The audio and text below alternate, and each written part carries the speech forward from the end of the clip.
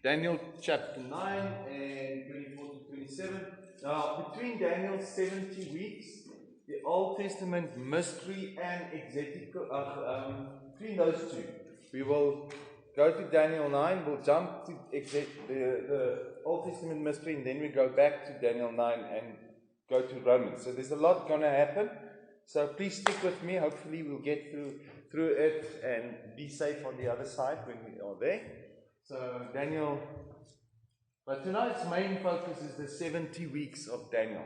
I don't know if you've read about it. I'll give you the dispensational view, but I'll also show you the other views, 2 or 3 other views that how they see it, and you can decide if my glasses are better than other glasses. It's your choice. Okay. So Daniel 9 verse 24. This is the third vision in chapter 7 to 9. There's 3 visions that Daniel received. And most of this is concerning the Gentiles. And we started with this morning in our sermon in chapter 2. It talks about the Gentile kingdoms and then Jesus' kingdom coming and destroying that image. So remember that for those who are here this morning, because it's actually relevant to the rest of the book. But in chapter 9, the third vision, it brings in how Israel fits into this. So we remember when we said the Old Testament, there were 2 groups. It was the Gentiles and Israel. Remember that? So Daniel deals a lot with the Gentile kingdoms and nations. But here in the third vision, in chapter 9, verse 24 to 27, we have God's program for Israel, culminating into the coming of the Messiah that will reign on earth. Now, Daniel 9 begins with, I'm not going to read the whole chapter, it begins with Jeremiah's prophecy of 70 years of the desolation of Jerusalem. They were exiled to Jerusalem. And then Daniel prays. He's busy praying and he confesses his sin before the Lord. Not only his, but also the people's sin, verse 20, Daniel 9, verse 20. And then while he was praying, Gabriel appeared to him. The angel Gabriel, and he received the vision from Gabriel. So this is where we read from verse 21. So I'm going to read verse 21. That leads up to 24. It says, while I was speaking in prayer, the man Gabriel, whom I had seen in the vision at the first... Yeah, sure. Yeah, that's okay. At the first came to me in swift flight at the time of the evening sacrifice. He made me understand, speaking with me and saying, O Daniel, I have now come out to give you insight and understanding. At the beginning of your pleas for mercy, a word went out, and I have come to tell it to you, for you are greatly loved. Therefore consider the word and understand the vision. So this is just Daniel praying, that Gabriel appears to him and says he'll give him understanding of this third vision he's going to receive. Okay, so let's go to the vision. I want to look at the vision. We'll go through it the verses, and we'll put it all together. Verse 24. Daniel 9, verse 24.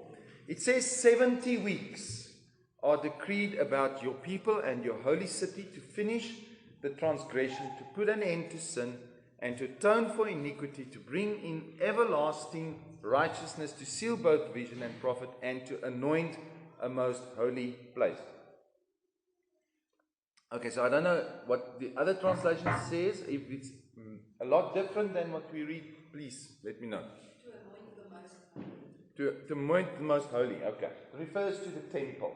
Okay, so now this, good evening, this prophecy, again, I always believe the answer or the understanding is in the detail. Okay, don't just glance over things. Read this is the verses again and again. It's in the detail. The 70 weeks are decreed about your people. Let's do some good hermeneutics. Are we in the Old or New Testament? Old Testament. Who's God speaking to? Israel. Okay, so and who's this your people? Okay, so 70 weeks are decreed about your people. That's important. It is Israel. and your holy city. That is Jerusalem. Okay? Prophecy, now, just in general, prophecy has two aspects. It has a predictive side, but it also has a descriptive side. So it kind of predicts and then it describes. And this is also what we find here in verse 24.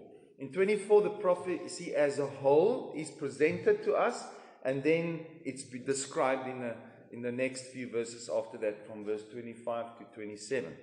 So prophecy then in this specific vision is divided into 3 periods, and we'll look at those 3 periods.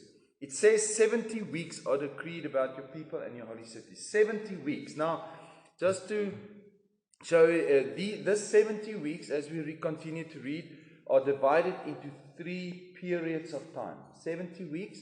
It's provided, and I'll give it to you, and I think I do have a picture on there, just to give you a little bit of information. It's divided into 7 weeks, and then 62 weeks, and then 1 week at the end.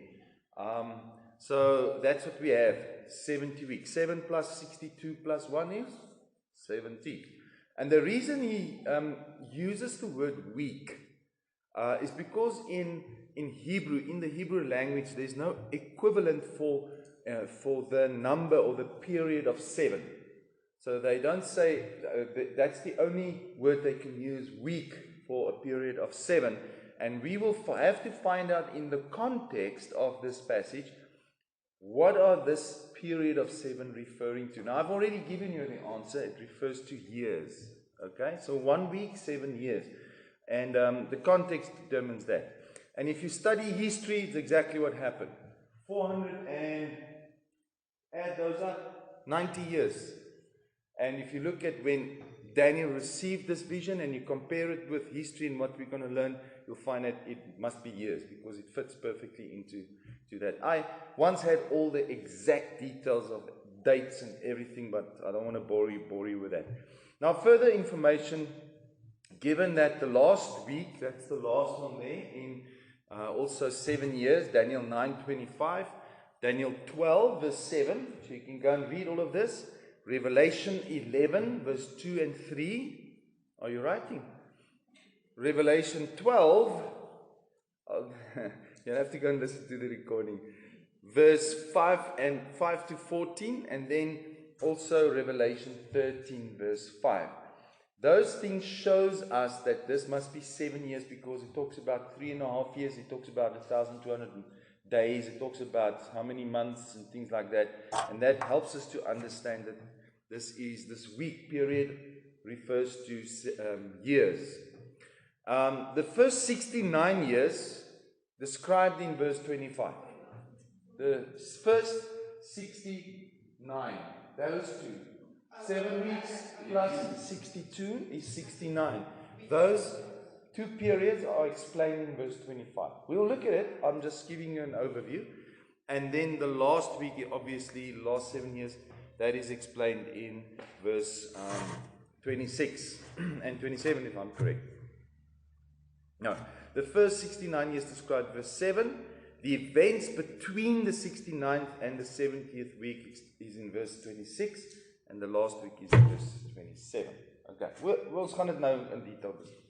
Now, I want to address quickly just other interpretations, just to show you that I'm not hiding from you any other views, other glasses. I'm taking this off now and I can't see you. Lekker. It's almost blurry.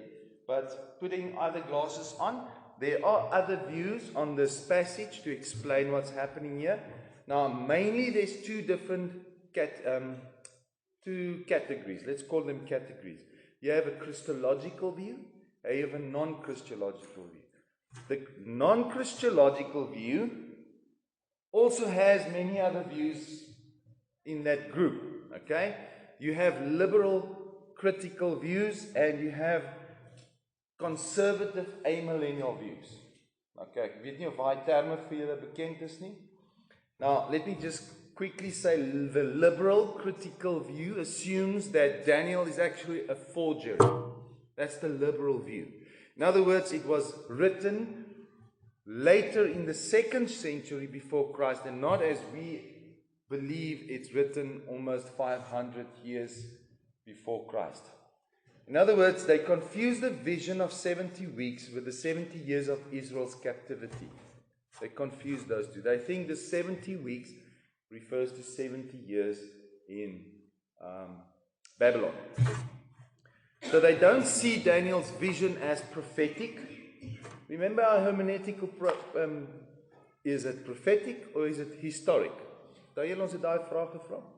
So we believe it's prophetic, but the liberal view, critical view, says it's not prophetic, it's actually historic. So they're writing back, so it's not a prophecy.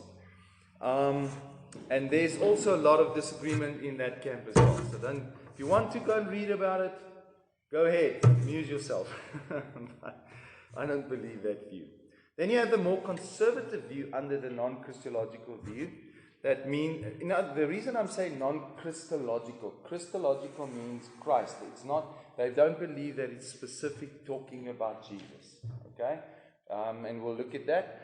It's the amillennial view. Now, if you've learned about the amillennial view, I'm not going to explain everything of that. They have a bit of a troubling fitting these years into their end time system, their eschatological system. It's really difficult for them to explain these years, and for that reason, most of the amillennial view would say that the first 69 years are literal 400 and how many? 83 years. They would agree with that. But the last week, that's 7 years, indefinite. Because it doesn't fit literally into their system. Okay, so I'm just giving you that background. Obviously, I'm a literalist. Achilles. What is Achilles? I believe what the Bible literally says. I believe it is exactly what it says. But most commentators agree that the 70 weeks do not refer to days, it refers to years. So we agree on that. There are some that believe, okay, I've mentioned that. With the Christological view, there are also a diversity of opinions found, even though it is generally agreed that this is a prophecy that relates to the Messiah. That's why it's called the Christological view. We believe it relates to Messiah and to Israel. So the major divisions basically then come between the last 7 years. What does it mean? When is it going to happen? Those are where the disagreements come in. And I will show you if you understand what we did with Matthew, and if you understand what we do with the Old Testament mystery, and we look at the Daniel 9, hopefully you'll get what I mean, what I'm trying to explain, and you understand it as well. So the dispensational view obviously believes that the last week, that last 7 years are separated from the 69 years. That's what we believe. We believe there's a prophetic, we call it a parenthesis, a gap between the 69th and the 70th week. Now, I'm not trying to convince you to accept that. I'll actually have to go into the text and prove it to you why we say that. So I don't want to pre-manipulate you in accepting my view. I'm just saying that's what the dispensational view believe. We believe that last 7 years will take place before Jesus comes. And we can get this from the text itself. So let's look at the text. Verse 24. Let's go to the 70 weeks. Back to 24. It says, 70 weeks are decreed about your people and your holy city. Now, we spoke about the weeks word. It's the Hebrew word Shabua, and it's plural, and it literally means periods of sevens, basically. Literally, that's what it means. Now, most commentators says it refers to years. Now, the 70 weeks, as I said, divided into 3 parts. The first period is a period of 7, let me go back. First period of 7 weeks. And that is what we find in verse 25. Let me read it. It says, now therefore, a period of 7 weeks, or 7 sevens. Okay, so you understand what I'm saying? A period of 7 weeks or 7 sevens or 49 years. This period begins from the word going forth. This is what it says. Now therefore, and understand that from the going out of the word to restore and build Jerusalem, to the coming of an anointed one, a prince, there shall be 7 weeks. Now, if you go a little bit back in history, you'll find that there were 3 decrees. I'll give you the verses. It's Ezra, if you want to read about it. Ezra chapter 1, verse 1 to 4. Isaiah chapter 44, verse 28. And then Isaiah 45, verse 1 to 4. And also chapter 46, verse 11. Isaiah 46, verse 11. There were 3 decrees for the restoration of the city. Now, we studied many moons ago. I did a sermon series in Nehemiah. Who can remember that? We actually looked at some of this, the decrees that went out. The first one was given in the year of Cyrus, the king of Persia, during his reign. And those Ezra, Isaiah and things, those are the references you can look up. Cyrus again ruled for 9 years, and then the second one was in the reign of Darius. Darius reigned for 35 years, and he ratified the decree that was made by Cyrus. And then we have that wonderful name that you call Artaxerxes. I don't know how do you say that? I know how to say it in Hebrew, but not Artaxerxes or something like that. That's in Nehemiah chapter 2, verse 1 to 6, and 2 verse 19, where he issued the third decree according to the historical facts, 445 BC. That's when he gave that decree.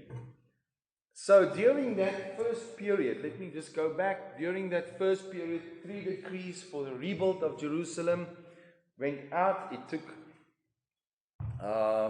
49 years if you add it up for the decree and for the upbuilding of the Jerusalem, and then also the rebuild of the walls. Nehemiah, remember, he started building the walls.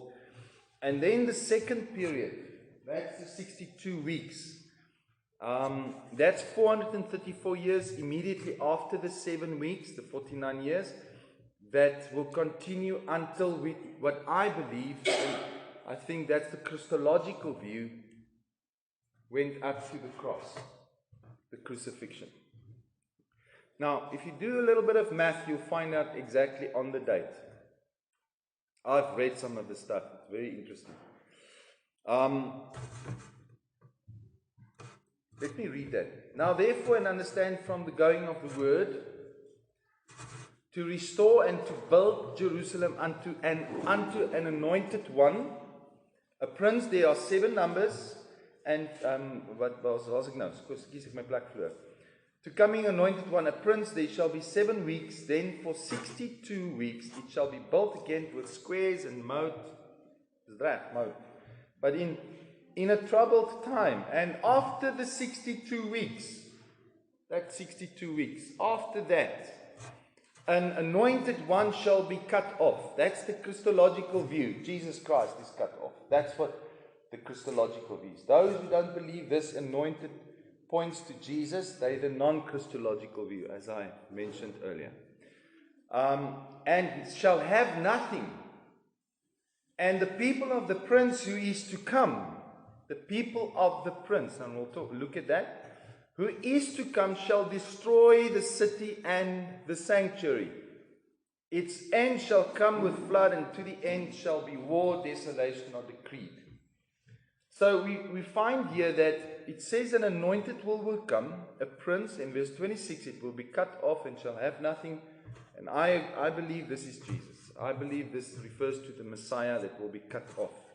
So we have 7 weeks, then we have 62 weeks, Jesus cut off. The crucifixion, we saw that God temporarily, remember what happened in Matthew as we studied it? God temporarily set aside his covenant nation because of their unbelief. They rejected him.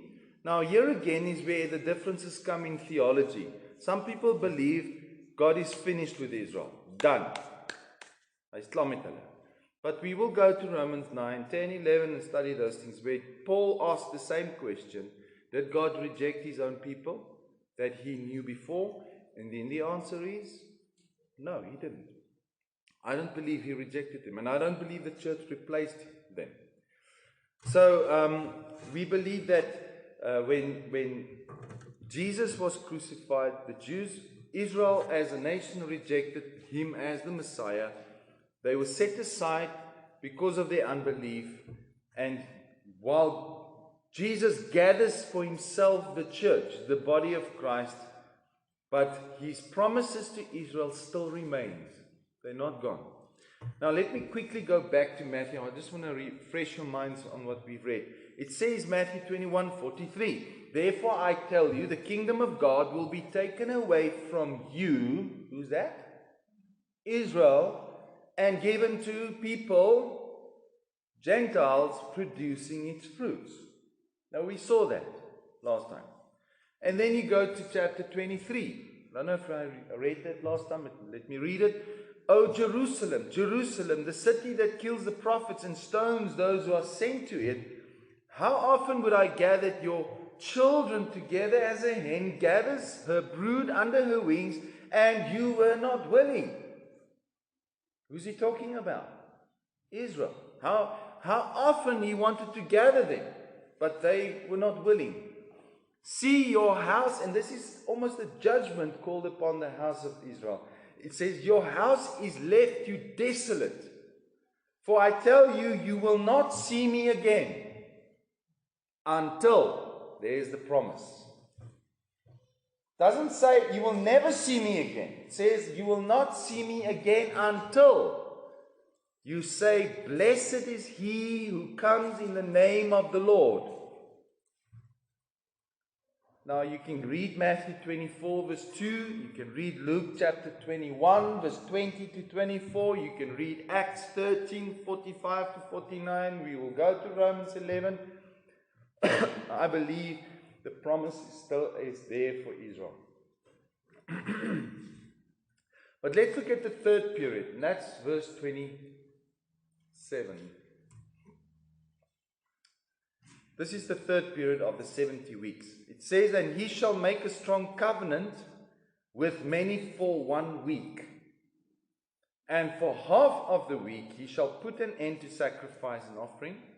And on the wing of abomination shall come one who makes desolate until the decree end and poured out on the desolator.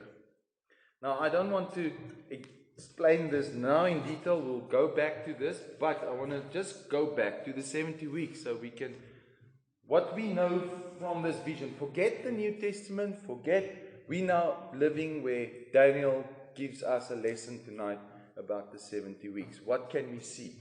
We see there's 7 weeks, 62 weeks, and 1 week left. And we know that someone will be cut off. Obviously, we believe it's Jesus. And then he will make a covenant with the people for 1 week. That's 7 years. And then it says in half of the week, he will put an end to sacrifice and offering. And on the wing of abomination shall come one who makes desolate until the decree end is poured out on the desolate. So what we know is in the middle of the week, something is going to happen. 3.5 years, something's going to happen. Okay. Sacrifices will put in, it will be put an end and offerings and things like that. So Daniel gives us this overall picture of verse 24. 70 weeks are decreed over your people. Let me just give it again. And I will put that purpose. I want to look at the purpose. What is the purpose of the 70 weeks? What is the purpose? 70 weeks are decreed about your people in your holy city. To do what? To finish transgression. Now I put it in nice colors for you so you can see. There are 6 things mentioned, and this is important. This is important, and these details are important, and I want to show you why I believe this is not fulfilled. Now, if you have the amillennial view, and you believe that the 7 weeks, the last week, let me just show you the amillennial view. The amillennial view says that 1 week might not be 7 years, might be 70 years, or indefinite. But it refers to the desolation, refers to Jerusalem being destroyed by Titus, the Roman who came in, the Israelites were dispersed all over the world. That's how they interpret that. But it doesn't stick with me. Ek sien sulke goggas hier op my brille en ek kan nie lekker sien nie, maak nie vir my sin nie. So that's the amillennial view. Okay? But for me that's also problematic just from the text, because if I look at the text, those 6 things are not fulfilled. What is the purpose of the 7 weeks? That's the purpose. Number 1, to finish transgression. Tell me, is transgression finished?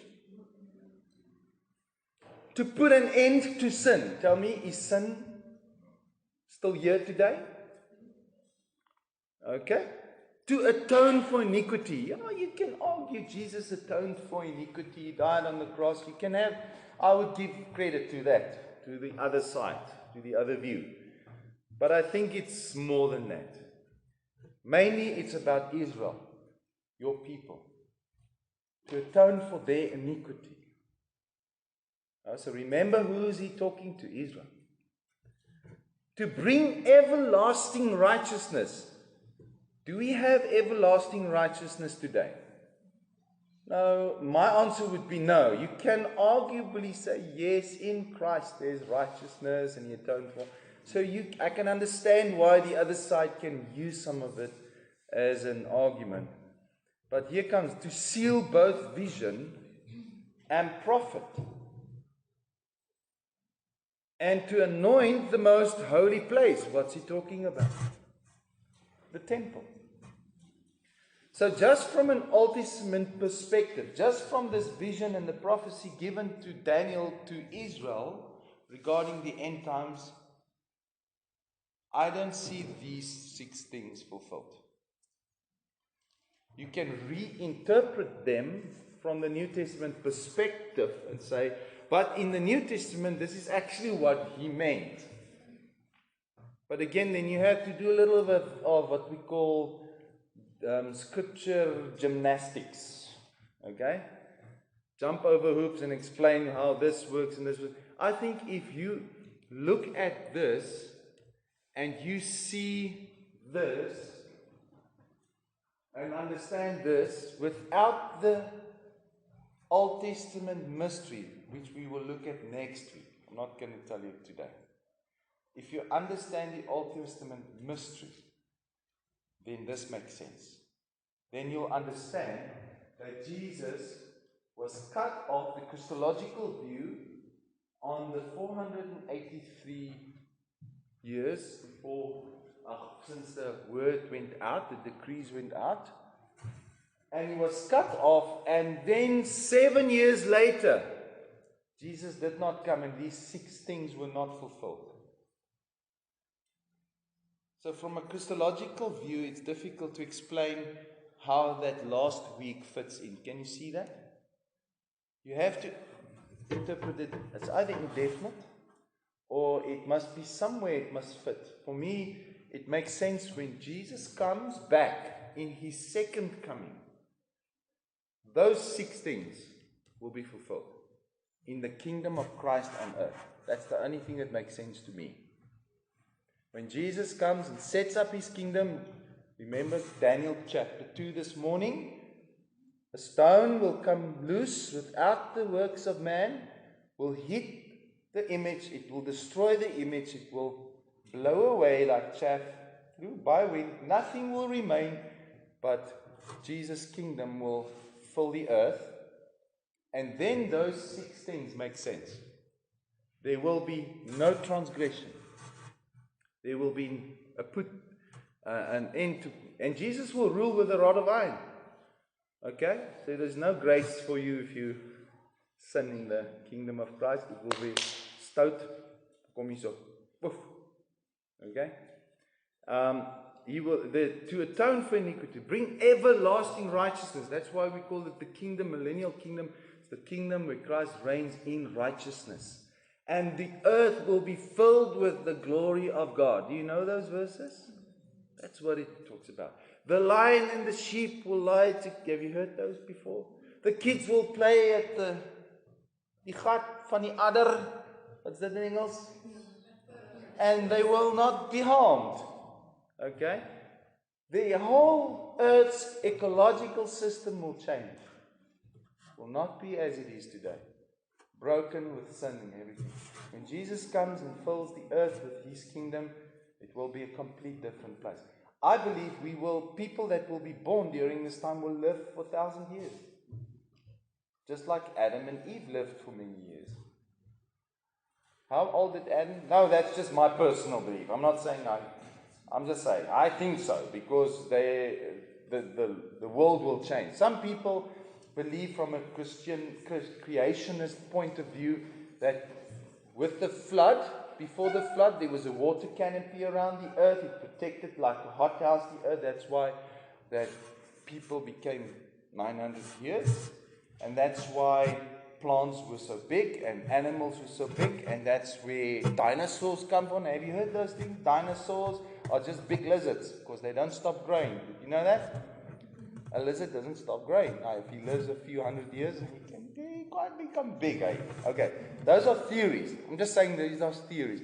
And I kind of, in my mind, would want to see that in the millennium kingdom. That circumstances will be restored.